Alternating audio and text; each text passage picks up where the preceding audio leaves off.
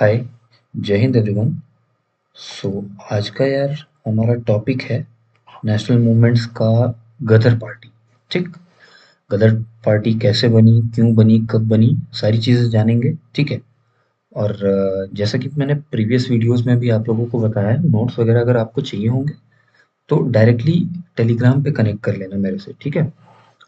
और Telegram channel का link description box में है। चलो अपना टॉपिक स्टार्ट करते हैं यार। ठीक है। तो गदर पार्टी अब समझते हैं कब बनी थी। तो ये बनी थी 15 जुलाई 1913, यानी कि 15 जुलाई 1913, 13 ठीक है। और इनिशियली जब ये फॉर्म हुई थी तो इसका नाम था पैसिफिक कोस्ट हिंदुस्तान एसोसिएशन। ठीक। फिर बाद में जाके इसका नाम पड़ा गदर पार्टी, जो कि हम जानेंगे एक्चुअल में क्यों इसका नाम रखा गया गदर पार्टी। ठीक है। और ये फॉर्म किसके द्वारा की गई थी? Punjabi Indians, Punjabi Indians in USA and Canada. ठीक, समझना। ये ये गदर पार्टी जो है, यानी कि अभी हम समझते हैं पैसिफिक कोस्ट हिंदुस्तान एसोसिएशन के नाम से, इसी नाम से समझते हैं। ठीक। ये पार्टी एक्चुअल में पंजाबी इंडियंस जो माइग्रेट होके इंडिया से यूएसए या कनाडा गए थे, ठीक है, उनके द्वारा फॉर्म की गई थी। ठीक है। क्यों? इसका एम क्या था? एम था securing India's independence from British rule. मतलब इंडिया को ब्रिटिश रूल से आज़ादी दिलाने के लिए पर्टिकुलरली ये गदर पार्टी फॉर्म की गई थी। ठीक। अब आइए देखते हैं कि इनके इम्पोर्टेंट मेंबर्स कौन कौन से थे, की मेंबर्स। ठीक है। लाला हरदयाल जी फर्स्ट। ठीक है। और दूसरे हैं तारक नाथ दास। ठीक है। और थर्ड मेंबर हैं हमारे सोहन सिंह भाकना। ठीक। ये तीन की मेंबर्स थे, यानी इंपॉर्टेंट मेंबर्स थे इस पर्टिकुलर गदर पार्टी के। ठीक है।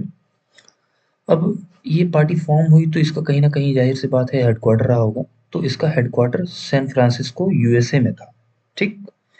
जैसा कि मैंने बताया है आपको कि ये जो पार्टी है, जो इंडियंस माइग्रेट होके यूएसए या कनाडा से गए थे उनके द्वारा फॉर्म की गई थी। ठीक है भाई। चलो आगे बढ़ते हैं। तो जैसा कि मैंने बताया आपको प्रीवियसली कि ये देखिए, इसका पहले नाम था पैसिफिक कोस्ट हिंदुस्तान एसोसिएशन। ठीक। बाद में फिर जाके इसका नाम पड़ा गदर पार्टी। ठीक है।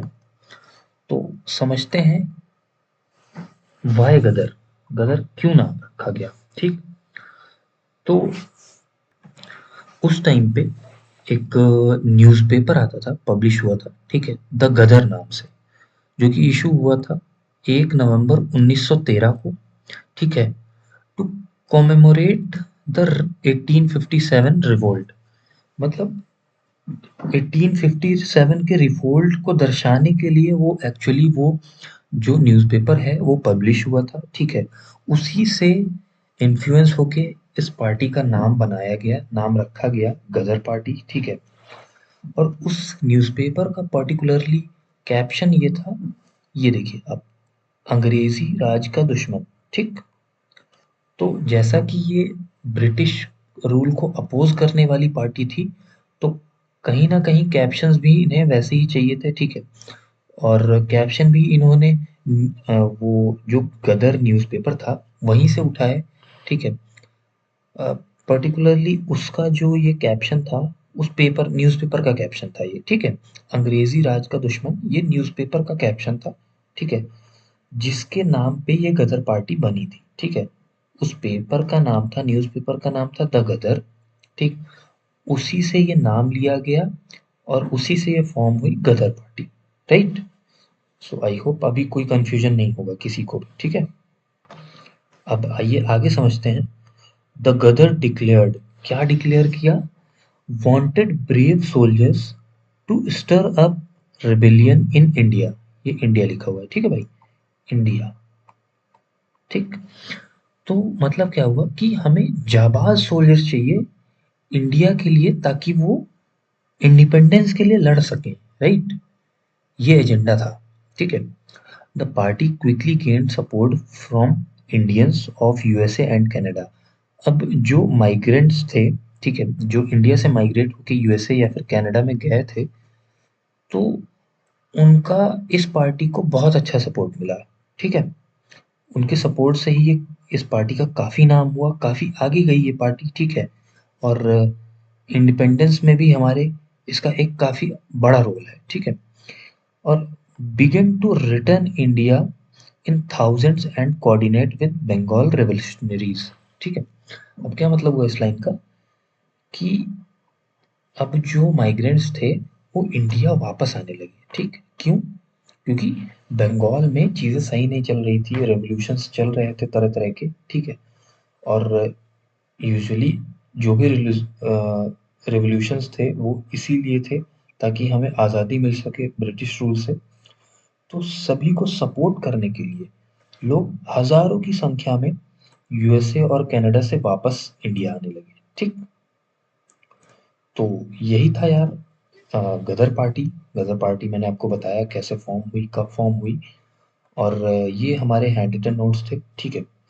कोशिश करना यार नोट्स खुद से बनाना, क्योंकि बेनिफिशियल होते हैं। एक तो आपको याद जल्दी होता है जब आप लिखते हैं, ठीक है। और मैं पर्सनली खुद प्रेफर नहीं करता हूँ किसी दूसरे के नोट से पढ़ना।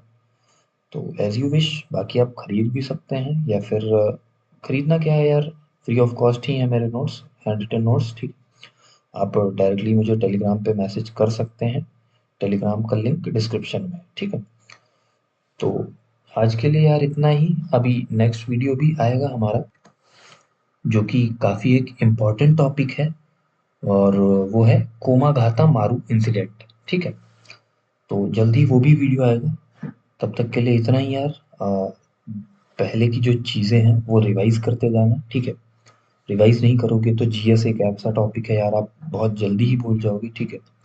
और ये पर्टिकुलरली नेशनल मूवमेंट्स भी ऐसा टॉपिक है कि आपको मॉडर्न हिस्ट्री में भी हेल्प करता है, और नेशनल मूवमेंट्स एक अलग से टॉपिक तो है ही, ठीक।